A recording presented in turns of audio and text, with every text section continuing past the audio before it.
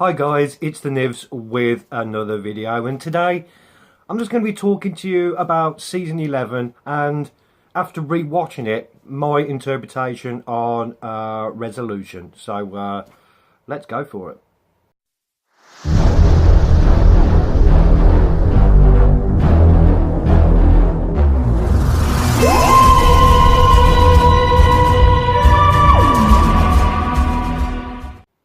My opinions in the video today are purely just my own opinions, and some of you may not agree with my opinions, but that's the great thing, and I've said it before, this is the great thing about Doctor Who. We all have our own opinions, we all like things done differently, we all want things to be done a different way, and that's probably one of the reasons why the show's been going on so long, because of the fan base. They're all passionate, we are all passionate. So let's get cracking on with what I'll talk to you about Series 11. It was not, in my opinion, one of the strongest seasons I've ever seen. In fact, when it comes to storytelling, now, this is not based on anything like ratings. I don't want to get involved with all that crap. But when it comes to the telling of stories and how these stories have been told, I have honestly got to say that it's been below par, in my opinion. There were a couple of standout stories which made me go, wow, this is brilliant. And I've said it before, but one of those is Rosa. I thought it was a really well written, well directed, well acted episode all round, and it is going to go down in my favourite episodes of all time. But there are other stories which I'm not going to get involved in. I'm not going to, I've said it before on my previous videos, I'm not going to go there again.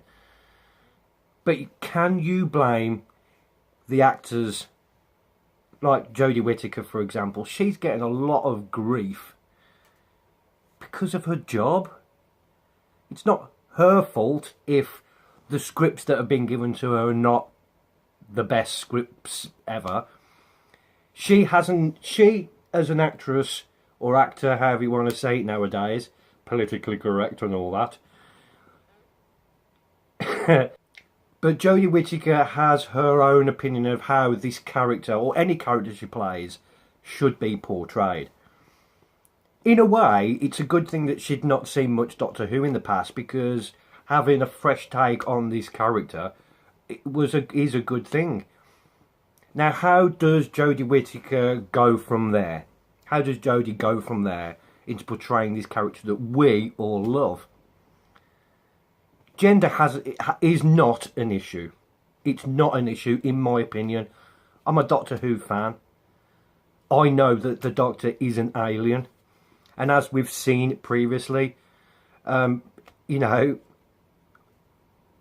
male Time Lords can regenerate into female, and vice versa. So I knew that. So when the Jodie Whittaker's casting had been announced, yeah, I was surprised, because I thought, bloody hell, they're actually doing it. But I was happy. And I've been happy with the performance Jodie Whittaker has done this season, because as I was saying, she can only do what's been put in front of her. She's got her interpretation of this character. She's been given the script, she's read through them, having a look at them. She's bouncing off her companions, her co-workers, if you like, as being an actor. She can only work with what she's got. So hating on Jodie Whittaker, in my opinion, it's not her fault. It's not her fault. She's doing the best job she can with the material she's been given. Now let's get on to the three companions, Graham, Yaz and Ryan. Did anybody else sort of cowboy whoop a little bit, whoop whoop, when Ryan called Graham Grandad? Gramps? I did. I thought that was, I thought it was, you know, it was bad time, and I thought that little story arc, because obviously there's been none, but there has, and that's it. That little story arc, if you like, has come full circle and is finished now, and the relationship Ryan and his dad. Yaz hasn't really had a great deal to do, in my opinion. you can imagine her role in the TARDIS as being the Doctor's bestie. In between the adventures that we see on TV, you can imagine them taking selfies with each other with Snapchat filters, with flowers around the hair and little bunny ears and what have you in the nose. That's what I think they probably get up to, because that's what Yaz feels to me she is. She just wants to be the Doctor's best pal, like, ever. Nothing wrong with that. Is there too many people? Are there too many people on the TARDIS? Yeah, I think it. That's probably why there's been no major story arc for this season. The whole of this season, or series, should I say, series 11, was about meeting the Doctor, meeting her companions, and seeing how they bonded with each other over the first, this first series. Concentrate more on the characters and the way these characters are than getting into a whole story arc, and basically you're actually too busy wondering about what's going to be happening in the story arc than you are thinking about how these characters are going to react to whatever situation comes in front of them next. So I can understand why there's been no story arc. Let's give these characters some foundation before we go tinkering about with anything else. And I think they've done that. And I think they've done it well. We could do with a bit more Yaz. And I'd rather they not go into the Graham and Ryan relationship and how they're going to see each other in the future. Because I think they've bonded. That's it. We know that they're grandson and grandpa. And that's a good thing. So, done now. I think they'll make a good team, actually, like a Morecambe and Wise type of thing. I think you got the serious one and the funny one, and then they could swap roles with that, one be the serious one with the funny one, and I think that'd be a good little comedy partnership in future series to come. This whole series it's been a reboot, and that is how I am interpreting this season. It's a complete reboot. It is designed for anybody who's never seen Doctor Who before. It's aimed at a completely brand new audience. And they have thrown in little tidbits, if you like, of things that have happened in the past to give us regular viewers a bit of oh, right, okay, so I am watching the same thing.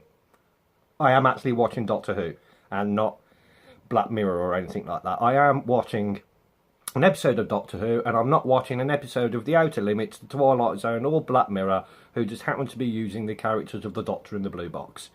Because in some cases, that's what I've seen. I've not watched Doctor Who. What I've just said. I've not watched an episode of Doctor Who. I've watched something else using Doctor Who characters. Hey, but that brings me on to Resolution.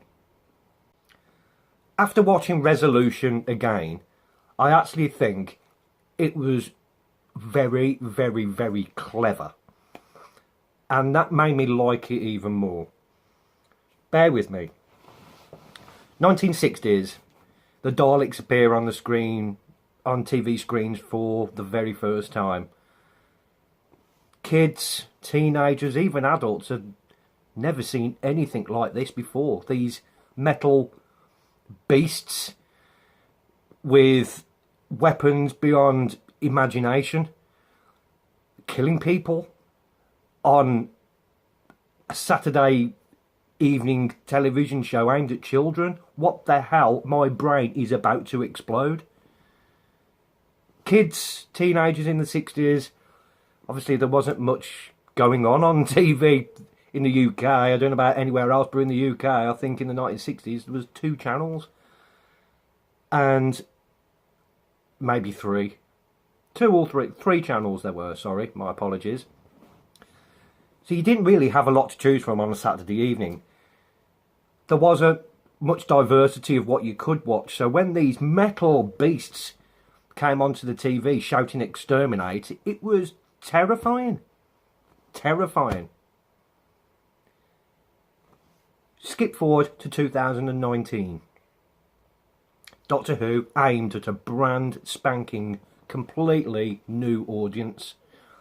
This is what we've been told, the reboot, aimed at brand new people. So I put this to you, what would you do?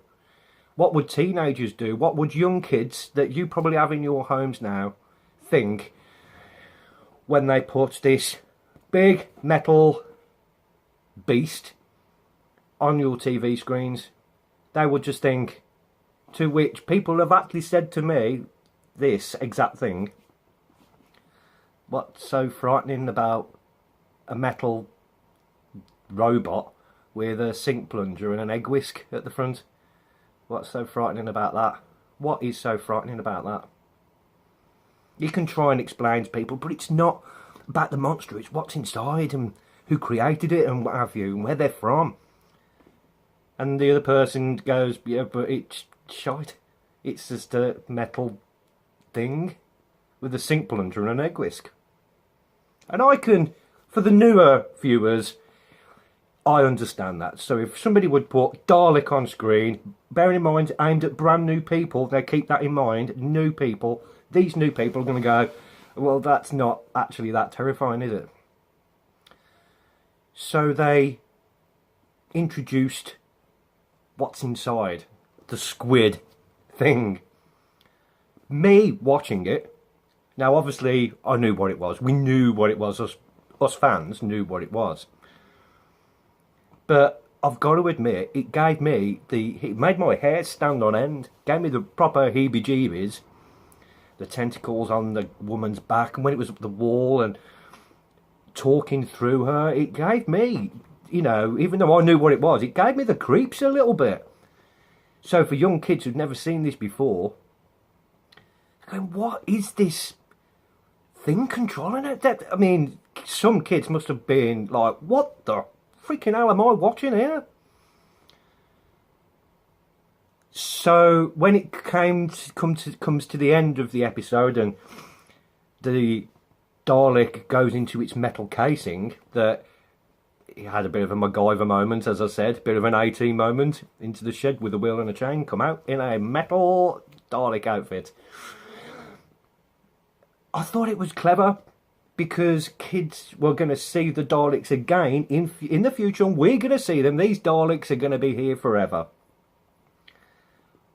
When the Daleks appear on screen from now on, people and these kids are not going to think it's just a metal tank again. They're going to be now going, what the friggin' hell is in that thing? That squid thing is controlled. These things are going to get out. You know what I mean, again? And I thought, that is really, really clever. I'd be interested to see if they do origin stories, if you like, with other previous enemies of the Doctor. What would you like to see? Leave your comments down below. But I thought it was just a marvellous piece of writing. I thought it was very, very clever, the way that they did it. And this episode, Resolution, it didn't go down too brilliantly, the ratings, and a lot of people didn't like it, but due to the fact of this new Dalek with rocket launchers and shit, I was like, the Daleks have been rebooted, plus people and new viewers, because once again, I do stress, this is what it's all about, getting new fans in. I thought it was brilliantly clever, that the way they did it. Not future generations are not going to be scared of the Dalek itself, the metal casing, the sink plunger. They're going to be more scared of what the hell's inside it. And me, personally, I like that. I like that. Let's make the Daleks freaking scary again. And I think they did succeed. I try to make these videos as uncut as possible, because doing videos that are cut and edited, they don't really give out the true interpretation of the person making the video. I'd rather do my videos as unedited as possible, especially when I'm having a bit of a rant, because it makes it more real, and I am real. And I appreciate the new subscribers that I've had, and I appreciate my regulars who always leave comments on the weekly, monthly, daily basis. And I respect that. I respect every single one of you guys, especially the newbies as well. I thank you for joining this crazy little adventure that we've got going on here. Please leave any comments below. If you are new and you've got this far, then please hit the notification bell for any more. Don't forget to give me a big thumbs up, because that really goes a long way. And please subscribe if you haven't done already. And that's it. Leave your comments below. Try and keep them nice. I don't like any I love banter, but I don't like any hatred towards myself or anybody else who is here. Please, we're all entitled to an opinion, and if you really got that strong of an opinion that you need to feel, you need to feel a comment below, then please do. If you are going to be attacking anybody personally, then make your own video, and let's us not watch you and listen to your opinions. Thank you very much for watching. Until next time, I've been the Nivs. Toodle pip.